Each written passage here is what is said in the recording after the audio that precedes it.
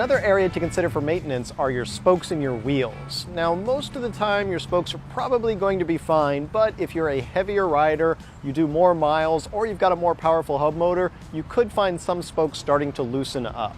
If that happens and you don't pay attention, the more those spokes loosen, the more tension goes on other spokes, the more those loosen. Eventually it's a runaway condition where you start breaking spokes and you can't fix it. So you want to check early on and often to make sure your spokes are good. The easiest way is to simply run your fingers along your spokes. Make sure they all feel like they're at the same tension. If they all feel like they're at the same tension, then you're probably good. If you hear a rattling spoke, you know that one's loosened up. And you're going to need a spoke wrench to tighten it up. If you don't have a spoke wrench, you can find them real cheap all over, but you might have one and not realize it.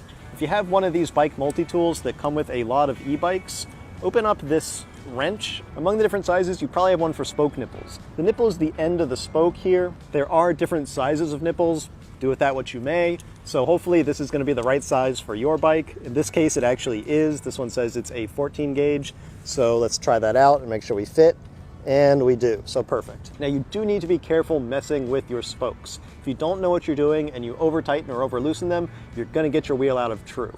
All you wanna do if you find a loose spoke is tighten it up just enough so it's tight again and it's at a similar tension.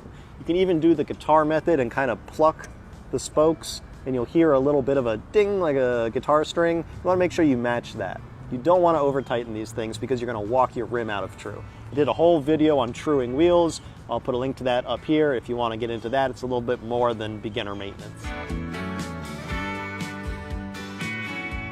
Now while I'm down here, let's talk about one other area of maintenance, and that is checking all of the bolts on your bike. I'm not saying you got to do it every time you get on your bike, but believe it or not, things do loosen up, and it's even happened to me. Just a few weeks ago, I was riding a bike I ride often. It wasn't this one, but I started hearing a weird noise behind me. I turn around and look, and I see that the kickstand is hanging off of the bike.